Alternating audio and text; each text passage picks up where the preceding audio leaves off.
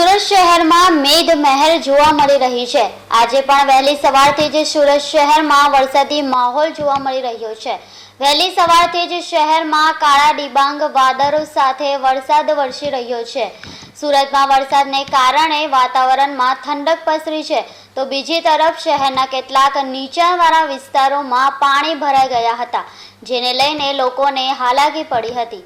બીજી તરફ સોમવારે પણ દિવસભર વરસાદી માહોલ રહેતા શહેરમાં નીચાણવાળા વિસ્તારોમાં પાણી ભરાઈ જતા લોકોને હાલાકી પડી રહી છે। શહેરમાં ભારે વરસાદને લઈને અલગ અલગ વિસ્તારોમાં ઝાડ પડવાના બનાવો પણ સામે આવ્યા હતા। ફાયર વિભાગ ઝાડ પડવાના કોલ મળતા ફાયર વિભાગની ટીમ સતત દોડતી રહી હતી।